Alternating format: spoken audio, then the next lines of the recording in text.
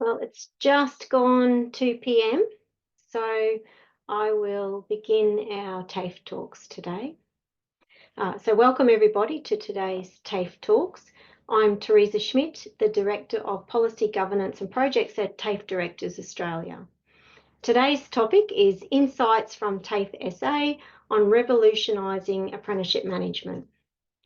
I'm coming to you today from Gubbi Gubbi country, and I pay my respects to the elders and traditional custodians of the beautiful lands on which I live and work.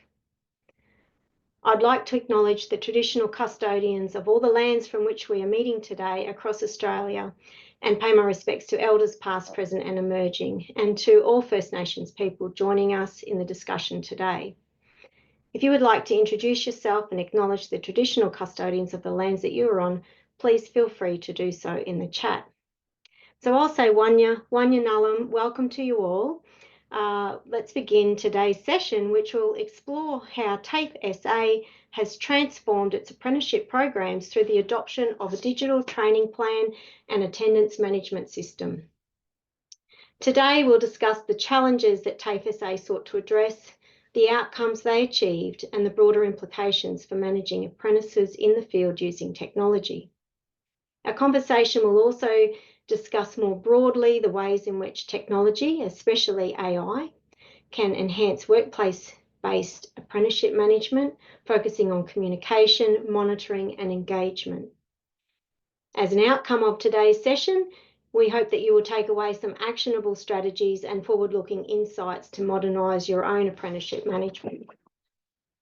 So let me begin by introducing ReadyTech, one of TDA's valued corporate affiliates.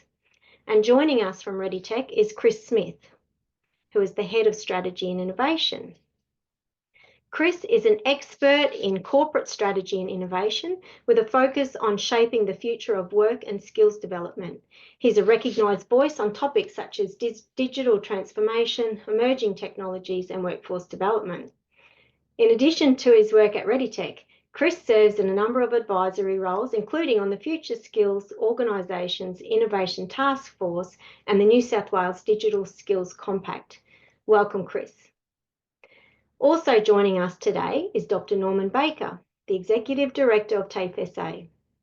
Dr. Baker is an accomplished executive leader with extensive experience in the vocational education and training sector. Since August 2019, he has served as the Executive Dean at TAFE SA, where he is responsible for leading the education and training faculties to support community, business and industry workforce development needs across the state. In addition to his role at TAFE SA, Dr. Baker has also previously held senior executive positions in training and regional development sectors in Western Australia, as well as a 4-year stint in Abu Dhabi. With 15 years of senior leadership experience across multiple sectors and jurisdictions, he's dedicated to advancing education and training solutions that empower individuals and organisations to thrive in an ever-changing workforce landscape. Welcome, Dr. Norman Baker. Now, before I hand over to Chris to kick us off, I wanted to let you know that today's session is being recorded, and the recording will be made available to everyone who's registered for this TAFE Talks. It will also be available on the TDA website. Closed captioning is also available for this event. If you have any questions that you would like to pose to our speakers today, please use the Q&A box throughout the session and we'll come back to those at the end. You can use the chat for discussion during the session. There's a lot of people joining us today for this session, so we encourage you to use the Q&A for your questions so that we don't miss them. It now gives me great pleasure to hand over to Chris Smith from ReadyTech to kick off today's discussion. Thank you, Chris. Thanks for that, Teresa. I'm joining today from Gadigal, and I'm very grateful to be here in Sydney. Hi, everyone.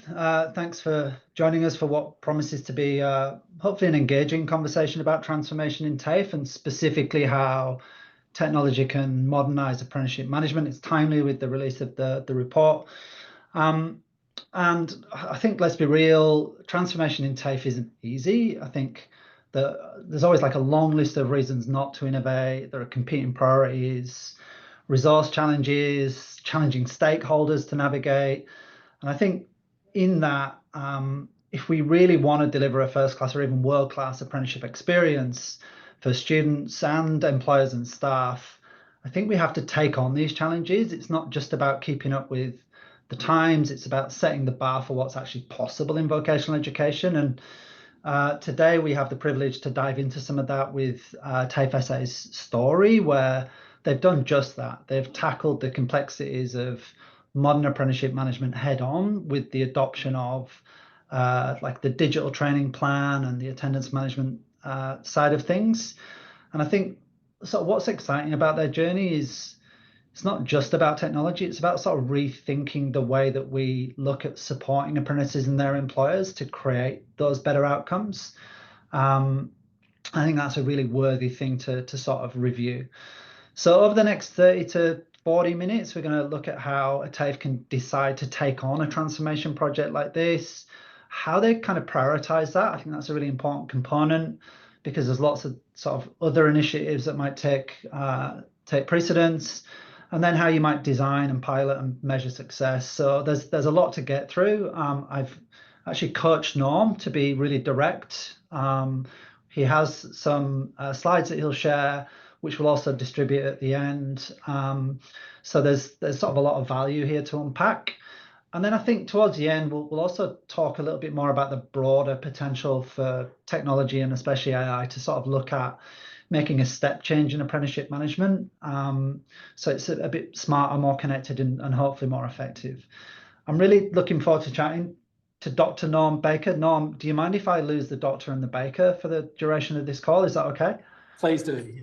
Thank you, mate. And Norm, modest guy as he is, he's been at the heart of this transformation. So to hear these insights and experiences firsthand, it will be a privilege. So Norm, to kick us off, can you sort of give us some context for what we're talking about today? And specifically, can you share sort of with the audience some of the drivers for TAFE SA undertaking this project, please? And one quick note, I'm in control of Norm's slides. So Norm, feel free to direct me as you will. I'll share now.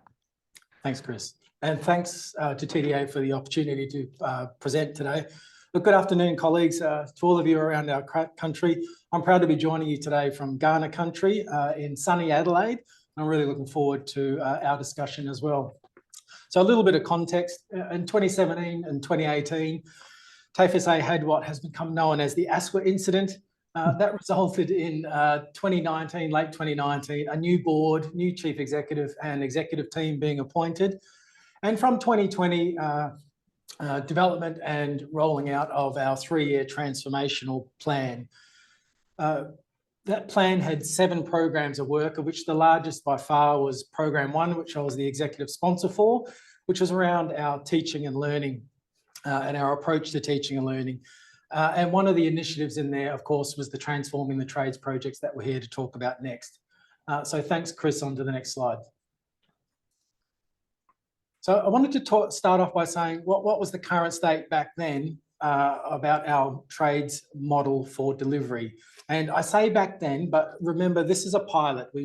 I'll talk about it on the next slide, but we've trialed some new things across 3 work groups and 3 qualifications. So many of what's on that slide in front of you right now still exists in TAFE SA today. So we haven't solved this and totally resolved it, but we're moving along a model and a trajectory to hopefully roll out the great findings from this pilot to the rest of our trades delivery over the coming 2 years. So I'll probably summarize the main point of this slide in that we had a very TAFE SA-centric model, and our strategic goal with the project was to move our delivery to be employer and apprentice centric.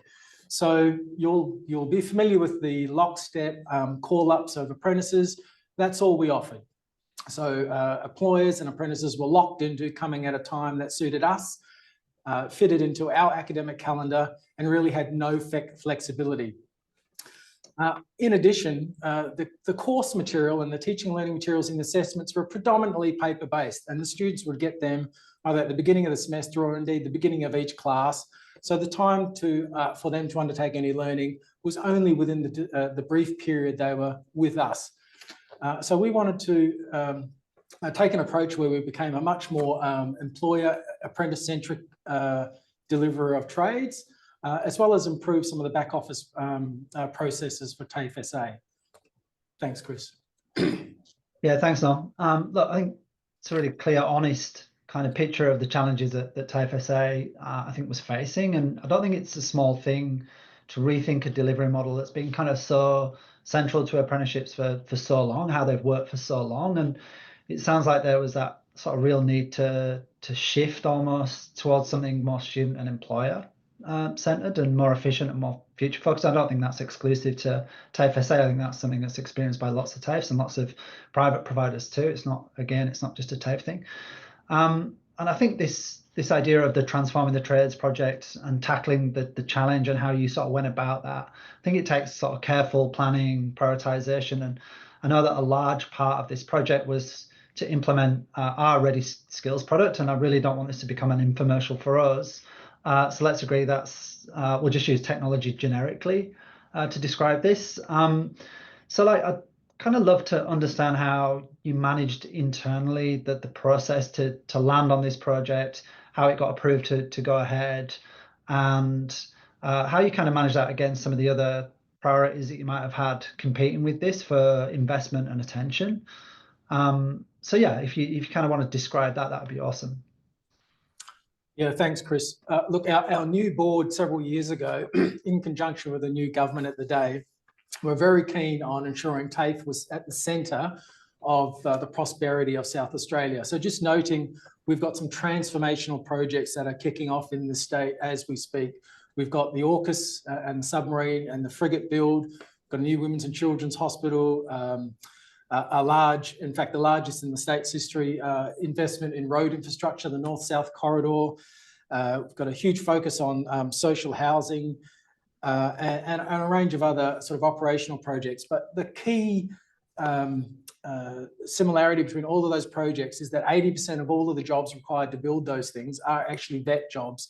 And so what that meant for us, and referring back to our previous slide, that model was not scalable. So several years ago, when we launched this project, we were really keen to come up with a new delivery paradigm that would allow us to scale up quickly to address the state prosperity needs.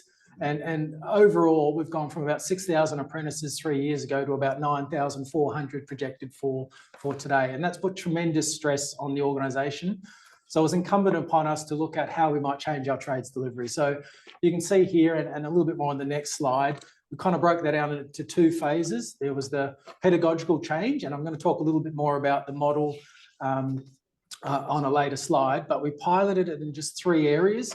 You can see there plumbing, ag, and mechanical technology, and a lot of focus on our administration area as well. You know, we wanted to digitise training plans. We wanted to automate the signing of those training plans, introduce a electronic logbook. Automating call-ups has been a huge administrative benefit for us, and indeed track progression and attendance, again in a system rather than doing paper-based systems. So there's just a little bit more detail there about those two components. You can kind of see and get a feel for the challenges that we were facing. We had multiple forms of data capture, you know, Access database, Excel spreadsheets, our student management system, things that the local academics as well as the administration teams had created on SharePoint to store data. It was really, well, A, it was a big risk from a compliance perspective and cyber perspective, but B, just from a ease of access and efficiency of accessing that data, we wanted to bring it all together into one, you know, secure database. The automation, we were doing that, the sign-ups and training plans, we were doing that manually, so we'd physically send emails around of these Word documents to the employer, the apprentice, maybe their parents, and you know, we wouldn't get them back, so we'd be forever chasing them. We can all do that now through the fantastic system that is Ready Skills. And we're also keen, of course, as you can see from the pedagogical transformation, as I mentioned in the previous slide, is provide more choice to employers and apprentices about how they might undertake their study. And I'll unpack that a little bit more on a future slide. Yeah, sure. Thanks for that. I think, like, just going back to the start of that response. It's phenomenal how critical TAFE and apprenticeships is to like nation building, transformational infrastructure type projects that we want to deliver. And like it's a real reminder of the value of vocational education when you start to mention those projects that South Australia are undergoing and how TAFE is just integral to delivering against those. So that's a phenomenal reminder of the value of that. And I guess like looking at these components, like how you sort of balancing the flexibility and efficiency and giving apprentices and employers more choice and creating this sort of anytime learning opportunity. I think obviously like it's more fit for purpose for where we are now. It's also aligned, I think, to what student expectations are and almost employer expectations as well. And then using that data to make sort of real-time interventions is also, I think it's one of the trends that we'll see more of. I suppose, looking at that shift and how it starts to impact everyone involved, because I think with any change, you've got to understand like the impact on humans and the stakeholders involved in this. So can you sort of talk a little bit to how that impact happened for students, employers, staff, and especially to the benefits? Like what's the incentive here for those stakeholders, like for this sort of change? Can you talk to that a little bit, Noel? Yeah, thanks, Chris. So in designing the Triple T project, we quickly recognised that there were, three major stakeholders. Of course, there was the apprentice or the student undertaking the training. There's employer, who's a key component of the system. And of course, TAFE SA, who has to administer the process and deliver the service. So the next three slides kind of breaks up a little bit what we've achieved, or in some cases still hope to achieve, through the introduction of the investment in the Triple T project. So, again, current state from an apprentice's perspective, they were managed in a block. There was no personalised learning. So we would send out a call up and would have all of those students coming to one of our campuses all at the same time, learning the same units of competence. Again, it assumed that students were all at the same stage of their learning, which we now know is absolutely not the case. And in fact, that is almost as problematic now, trying to manage approximately 40% of our apprentices being out of sync with the preferred learning plan. So we were managing that 40% manually using spreadsheets and scatter graphs to try and get a sense of where all the students were in terms of their 4-year journey, above the line or below the line. And most of them, as we were going across the years, were getting more and more further away from the line because we just didn't have visibility about their progression. So you can see there the future state. We wanted a one-stop portal, which is the ReadyTech platform. Everyone now has visibility around an apprentice's progress. The employer does, we do, obviously the apprentice does, and we can also share that with other interested stakeholders, such as our skills commissioner here in South Australia. I mentioned prior, one of the prior screens, that students would come and would provide, essentially hand written textbooks or workbooks at the beginning of each class. Through this process, a big part of the funding was used to digitise all of the units of competence in those three courses. So we digitised about 103 units of competence. So students, they were put into our our learning management system. And students now had 24/7 access to those learning materials. So we were able to start to turn around and change the pedagogical approach and use things like flipped classroom, where students were expected to read and consume a whole lot of knowledge, pre-existing knowledge, before they came into a workshop. And in the workshop, fundamentally, all they did was the practical component and/or the assessment. And as you'll see from the pedagogical model in a few slides, there's a much more choice around how students study with TAFE SA in those three pilot programs now. The next perspective, of course, is from the employer's perspective. Look, the visibility and transparency of student progress is paramount to all three perspectives. I know what I'm hearing from our employers is that they really, really appreciate the flexibility of being able to book in an apprentice at a time that suits them. If they're busy at work and can't release an apprentice, which is often one of the excuses we get why they don't turn up, they now have flexibility for a range of sessions to book their student in. We can also now, the feedback I've had from employers, very much they like the electronic signing of the training plan. Again, the Ready Skills platform takes care of sending that out to all parties to collect those signatures, sends out reminders, and it's just something administratively we don't have to chase. And it was a significant investment in manpower, people power, to do the chasing around those learning plans. The last view and perspective of the changes that we've made is, of course, from a TAFE SA perspective.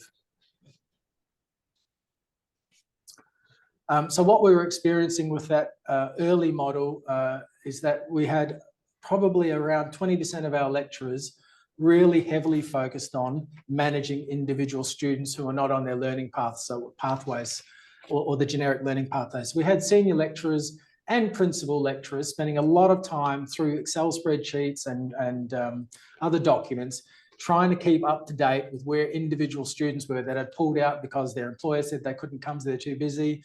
They got sick, they went to Bali. I mean, I'm sure all of my colleagues around the nation have heard all of the excuses, but what that essentially does is it throws them out of that cohort, and suddenly we need to treat them individually rather than as a homogenous group. Overlay that, and I know you've all felt the same pain we have, overlay that with a significant training package update, and suddenly students who were out of sequence were at risk of not being able to transition to the new training package. So there was a lot of back and forth and additional training being put on to catch those students up. All of that was potentially normal business. The difficulty was it took us so much time because of our manual systems and not having any visibility, or having visibility in poor systems, spreadsheets, to allow us to do that. And I think essentially what we've moved from is that homogenous delivery, where about 70% of our students turn up to any one block release from the sage on the stage. So that's one lecturer delivering one unit of competence to a whole group of people, to now lecturers moving to the guide on the side, where they, in a particular learning environment, in a particular workshop, they might have students undertaking a range of units of competence across, say, year one of the plumbing curriculum, and they're more facilitating that learning across 20 different units of competence rather than just one unit of competence. So that's the bit that provides a significant amount of flexibility to the apprentice and the employer. Yeah, thanks, Norm. I think interesting, like we've got a really large footprint in Australia across the apprenticeship space, and I think one of the things we've seen from our research is just how big a role an employer actually plays in the success of an individual apprentice, and specifically towards completion. And I think part of what we've seen when we've unpacked that research is just how much flexibility would benefit them in terms of them continuing to employ and persist with employing apprentices. And I think that these sorts of changes are, I guess, the path to unlock some of that flexibility. So it's actually really encouraging to see. I think there's just one more sort of slide just on the benefits, I suppose, Norm, and what you're aiming for. Is there anything here that you kind of want to add to what you've just taken us through, or? Oh, mute. Sorry, you think you'd get used to that after a few years. Just talking through some of the quantitative and qualitative feedback we've had through the 2-year pilot. So just to hit you with some quantitative figures, we've had about, remember, the 3 work groups, so varying degrees of productivity, but between 2 to 9% increase in productivity. So that's measured by how many of those lecturers are now back teaching. So they're off administrative duties and back to teaching duties. In those work groups, we've had an average of about 8.6% reduction in attrition. So our completion rates are higher. Take this as you may, but our market share has increased in those areas, anywhere from 1% to 6% in one of the work groups. Probably the only other one that I'd mention here is that employee satisfaction rates for the T pilot students has also increased from about high 80s we're now into the mid-90s with their satisfaction rates of our graduates. So the quantitative measurable productivity and the like is really, really good in terms of asking for money to roll this out further. But I think for me, the reason why we started this was we wanted to improve the service to our apprentices and to our employees. So the qualitative feedback that we've got through formal voices of the customer focus groups, as well as a survey, are really, really powerful. And I know Chris and Tony and the team from ReadyTech have done a little case study on that. So I encourage you to grab a hold and read some of the qualitative comments from our GTOs, large employers, small, medium, micro employers, about some of the benefits they've seen through our journey with ReadyTech and the Triple T project. Yeah, thanks, Simon. I know you're keen to sort of caveat that by saying you can't attribute all of those positive uplift sort of outcomes to specifically our technology, but let's just agree that you can. Okay, just moving on. I know that you're kind of keen to talk about like the pedagogical strategy that underpins this, and I just really want to warn the audience now that the next slide is it's information dense, and Norm's promised me that he's going to exhibit some humanity and not talk you through the whole thing. And remember, this is being shared. So in terms of this pedagogical model, Norm, like, is there much that you kind of want to just share? You just want to sort of with the audience, just describe a little bit about the thinking that underpins this. Yeah, I will. Thank you. So in essence, the model was one of going from TAFE-centric to employer-centric. What that really meant for us was that a student could register to attend a class at any time that was suitable to them. So we were stopping doing block delivery. There were no more call-ups. What was a project that was being developed and implemented at the same time as this project was a new scheduling system. So we gave our employers access to the scheduling system so they could see when all of the sessions were being run, and they could book their apprentice into a time that suited them.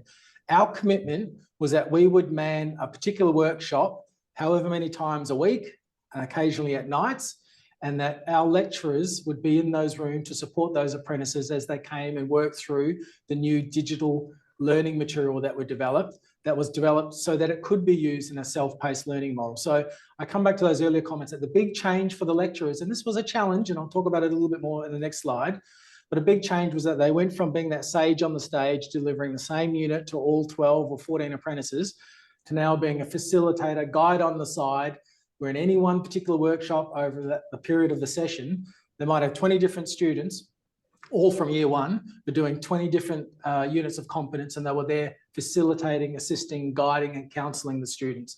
So when we prophesized that model with employers, some were like, wow, this is great, let's go forward.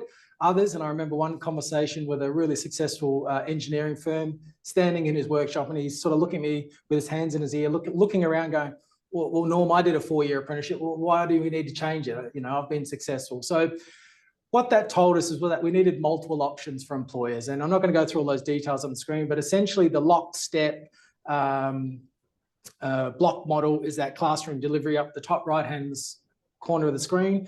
The thing that we've been doing for many years. Up in the top left of the screen, the employer-specific program, that's that conceptual choose your own adventure model that I've just described. And there's a couple of models down the back that kind of helps move the employers in a more orderly fashion for those who are a little bit scared about jumping straight to a choose your own adventure model. So a very dense slide, but hopefully that overview helps explain that a bit more simplistically.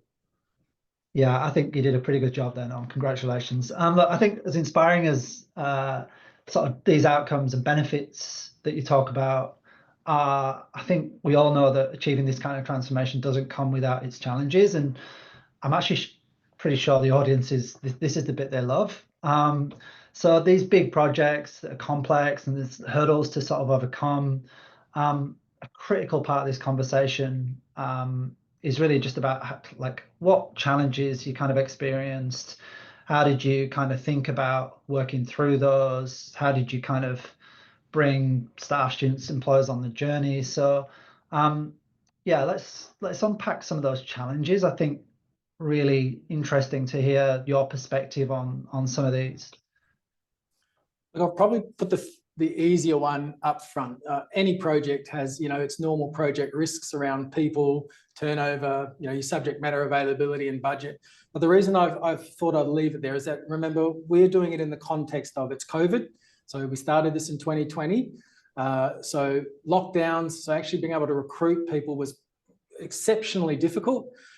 We had a limited capability in this state for project managers, learning designers, etc.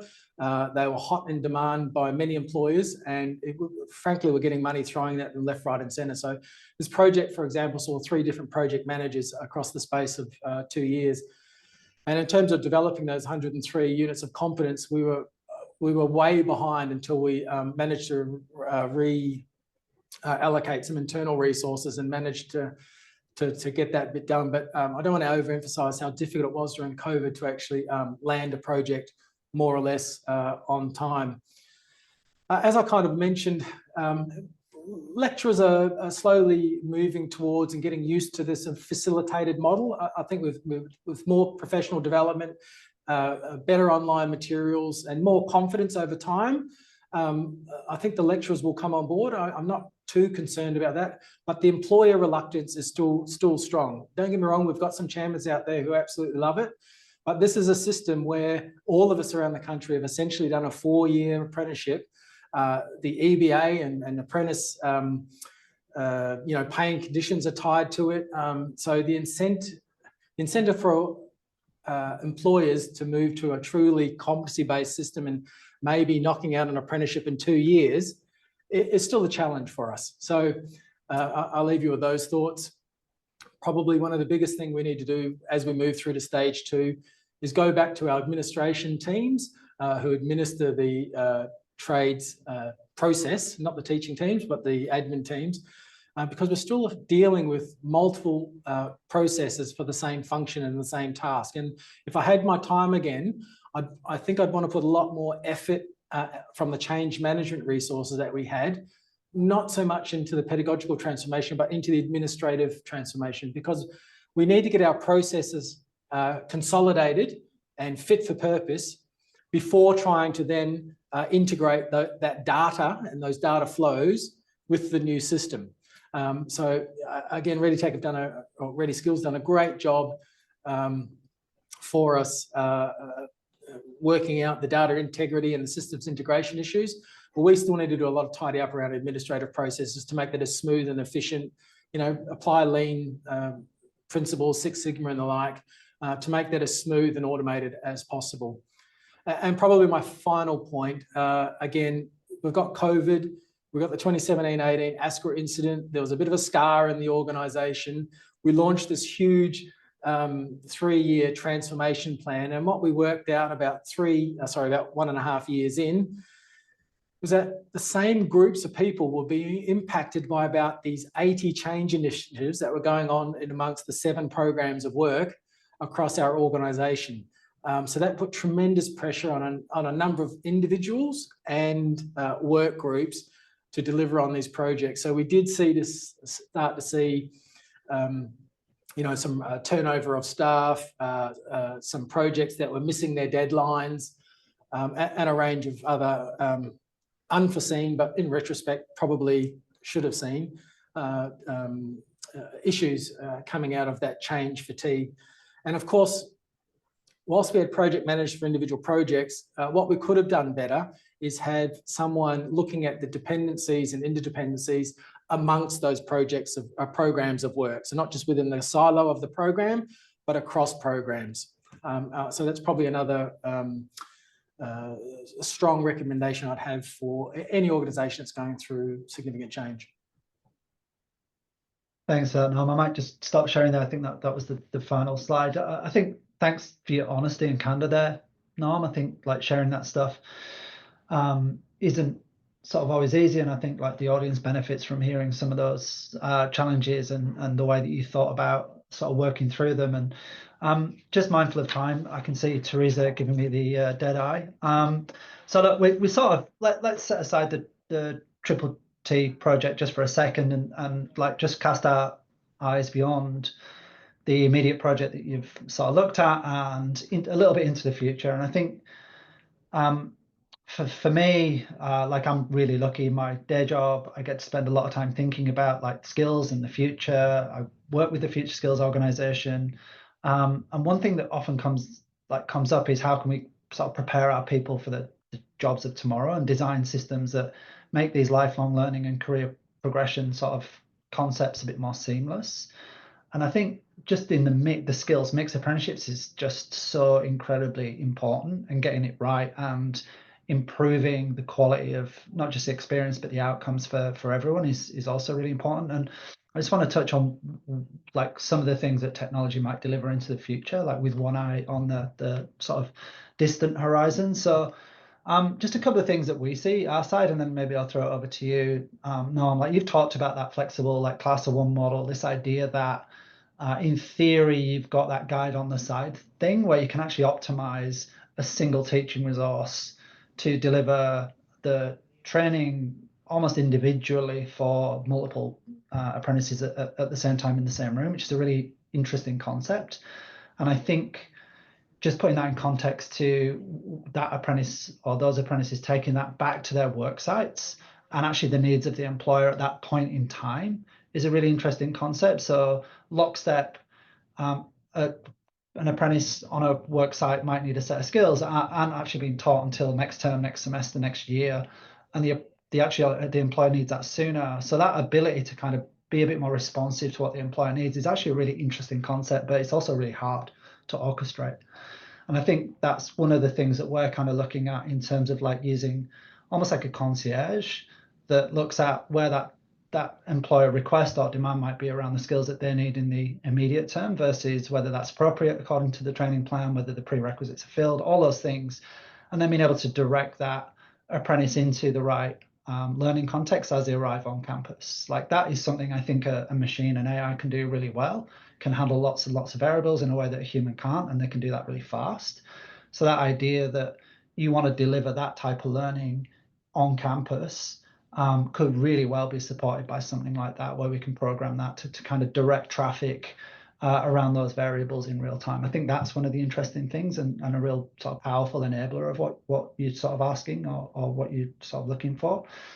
I think the idea of almost like a personal coach, so how do you get scalability into this stuff, I think is another thing that we've seen, where apprentices can record themselves doing like a task or a skill and have an AI feedback effectively, like, areas for improvement or things like that, where it can almost coach based on a video input is another kind of interesting way that you can reach scalability faster. I think there's also well-being. I think this is trending a lot. Like mental health in young people is like a real kind of challenge, I think, and like our sort of health services can't scale to meet that demand. So there is a way that potentially we could have wellness or mental health support in through sort of technology and through that sort of mobile delivery, which would be an interesting way of introducing more kind of value through technology to these apprentices. So they're just a few use cases that are pretty aligned to the project that you've undergone. Like, comments on that, or use cases that you might have heard or seen, or sort of comments and feedback from your stakeholders? Yeah. Look, probably two that come to mind, Tony. One specifically in relation to apprenticeships, and the other one a bit more broadly. The first one, apprenticeships, I alluded to that problem we have where we have to manage each individual learner's pathway once they're off the kind of common footprint. And now we have a system that gives us visibility of that. So that's a big tick. But the next stage is to then go, hey, AI concierge, if we had such a thing, we want you to plan out what the student needs to do between today and the end of their contract of learning, their 4 years, to make sure that they finish on time, because that's still a very manual process that requires a lot of expertise from principal lecturers, senior lecturers, who know co-requisites, prerequisites, they know the sequencing of how those units should be taught. So having some smarts around designing an ad hoc learning pathway as the student gets out of step, I think would be something really, really useful and time consuming for all of us. Plus, again, it gives visibility to the employers to make sure that they know what their apprentices should be doing. My second comment really is a bit more broadly, and it relates to assessment. So not just assessment of apprentices, but I kind of feeling there's some space for AI to help us in that assessment journey, particularly for the off-campus assessments that might be occurring. We do have, apprentices, students, nursing students as well, and their supervisors on site, sending us in video of tasks and capability that they've undertaken. Having AI or running that video through an AI so it could pick up, 6 out of the 10 performance criteria, for example. Are they wearing PPE? I don't know, have they spoken well to the patient? All those sorts of things. I'd love to be able to automate and or smarten up our assessments process to help our assessors really focus on those areas of the assessment that they really need to focus on. Awesome. Thanks, Norm. I think that brings us to the end. And just one comment, Teresa, before I hand back. Norm, you just called me Tony, which the team at ReadyTech will be delighted about. So thanks for that. I am Chris. So Teresa, over to you, I think, for Q&A. And Norm, just before that, just thank you so much. It's really generous of you to sort of share and share honestly what that experience has been like, and in pursuit of that excellence that we're all hopefully chasing with apprenticeship management. So thanks for that, Teresa. Thanks, Chris, and thanks, Norm. As expected, we have got many questions coming through, and I'm trying to group them a little. There's questions that are about the admin, the systems, and sort of that how did you actually do it. There's some pedagogical questions, and there's a lot of questions about how did you prepare teachers for this? How do we prepare teachers to work in this different kind of adventure? And then there's some also about equity. How do we ensure equity issues? So specifically women, and in this kind of where you've got traditionally male dominated occupations, and how do we support? How's this system, and how can we support women into those? And tech poverty as another potential equity. So I'm wondering, I've sort of been looking at where people have been giving thumbs up and commenting. So I think perhaps if we go, I know you might want to talk about the pedagogical first, Norm, because that seemed to be the slide that had a lot of information that you had to sort of stop with. We couldn't share all of that, but perhaps you could talk about how we prepared teachers to move into this new model of managing the trainees, the apprentices coming through with this system. I'd probably say, as an overarching comment, our first approach was deep engagement with all of the stakeholders involved in the project. So our managers, certainly the lecturers, there were some conversations with the unions about what we were trying to do. And of course, we had separate sessions with our employer groups as well. Specifically around the educators, one of the things that did come up was, a reluctance to move away from a model that they'd been using for a long time, that they were, I guess, feeling safe with delivering, to one that was quite fundamentally different for their delivery. So there was kind of two parts of, I guess, the PD that we worked on with lecturers. One was more about a cultural change around being brave and courageous enough to make some significant changes to the way they deliver. So our principal lecturers led that conversation, along with some of the staff from our Centre of Educator Practice, to really unpick individual units of competence, look at the current delivery paradigm, whether it's face-to-face, might have been a little bit blended, and then work through why it would be better for the students. And if we kept coming back to the students and the employers, we were able to really start to shift the willingness of those staff to consider new ways of doing business. Don't get me wrong, that's not resolved and solved and fully articulated. But when we're all here on the same side, and we're all here to focus to make sure the student has a great outcome. And so if we keep that in the front of our mind, talking about change makes it a little bit easier to bring people along. But the second part of the answer to that question is there was some professional development activity through our Centre of Educator Practice around what does it mean to be a facilitator. Now, I won't pretend that I went to any of those sessions, but it did go through, the different skills you might use being a facilitator.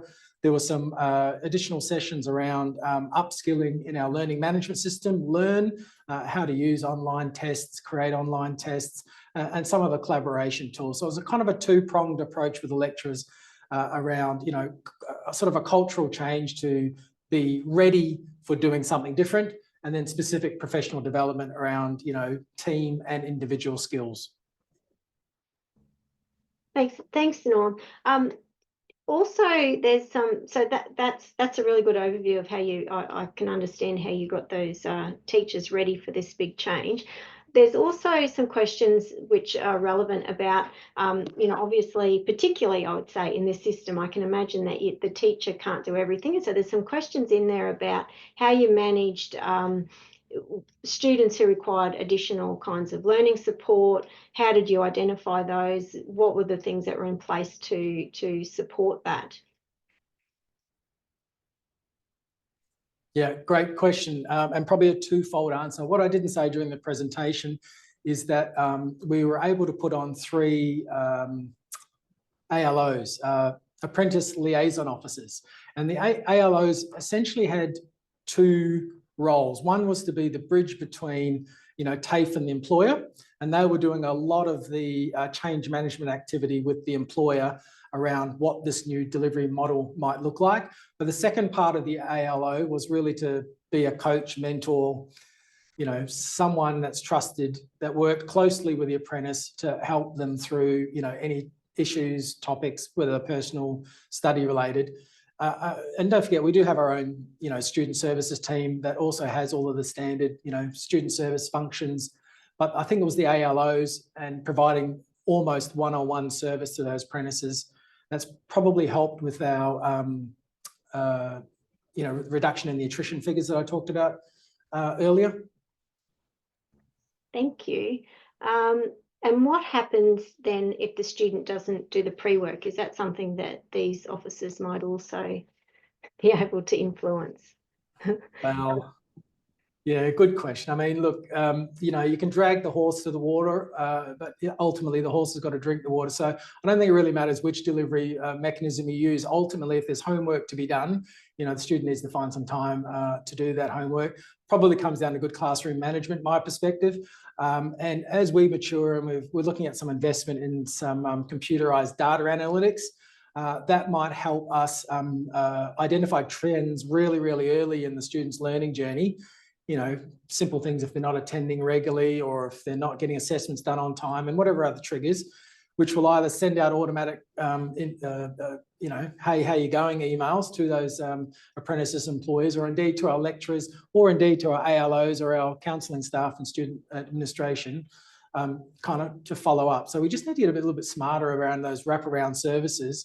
And I think the key thing for me is identifying the problems early. And at the moment with our manual systems, that's not occurring. So I'm a big fan of investing in data analytics to pick up early when we need to intervene early.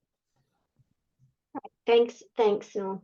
Okay, let's move on to, so there's some questions that focus on the results. So a very popular question here, can you share what the average timeframes are now from receiving the SRTO notification to getting a signed training plan in the hands of an apprentice and an employer? They want to see what are the results here, Norm? That's a good question, and I'm not sure I know the exact answer off the top of my head. All I know now is that we're compliant with, I think it's the 30 days, which the Skills Commission puts on us for making sure it happens. Whereas prior to that, we had lots and lots of training plans not being signed in that period. But I'd love to take that one on notice. It's a really good question. Is it taking us 7 days, 9 days, or 29 days? All I know is there's improvement about what it was, but I would love to know that statistic myself. Thanks. Yes, I think everybody wants to know some of the quantifiable results, because it sounds like there will be some there, and it might be early days yet. And also another question is, so this is, you know, a pilot, and you'll be able to refer back to that and apply the learnings elsewhere. How generalizable do you feel that the findings will be from this to a wider set of qualifications? Yeah, so look, we've gone through a formal project closure process, which ultimately results in quite a substantial project closure report and presentation to the executive group. That was really, really well received, to the point now we've agreed to invest a few more $1 million in rolling out the administrative innovation. So it's essentially the Ready Skills platform to all apprentices. Ideally, we're hoping, planning for 2026. The pedagogical approach of updating all of our learning materials so that they're ready for a more flexible delivery model, that's going to take a lot longer, and we're looking to tap into some national skills money to increase the size of our learning developer team so that we can much more quickly convert our current product into digitally enabled product to better suit the pedagogical needs. So we have made a decision at our executive group, supported by our board, to invest in rolling out the system, the portal, to all apprentices next year. We're just finalising that process now. I think the benefits of employers, apprentices, and TAFE SA having visibility of apprentice progress is absolutely vital, as is the automation of some of those processes that I've talked about. Thanks, Norm. Okay, well, I think that's pretty much, so those are the questions about the systems and administration. I think we should devote a little bit of time on this final piece on the equity questions that have been asked in the question and answer forum. So we've got, the question is it a BYO device model, or is it available on mobiles, and perhaps how do we deal with situations where a student can't afford the technology to manage the system themselves? Yeah, indeed. So part of the funding for the Triple T project included some dollars for class sets for the groups that went through of computers, so everyone had access to computer. But on top of that, there's been a heavy investment by TAFE SA in extra laptop banks around all of our campuses. And indeed, this year we've got another $2 million on top of the original ICT budget, courtesy of the NSA agreement, to uplift another 500 computers. So we've got about 10,000 devices across the organisation, and we're hoping by the end of the NSA period, we would have rejuvenated every single one of them. So, at the moment, we've got devices that are 13 years old, 10 years old, not fit for purpose. So we made a strategic decision as part of this project to make sure that those classes had their own laptops, but more broadly, particularly at the campuses where this training was occurring, we've been simultaneously upgrading and installing more laptop banks that students can borrow on an ad hoc basis. Thank you. That's very good information on the kinds of support that you've had to provide and the resources required.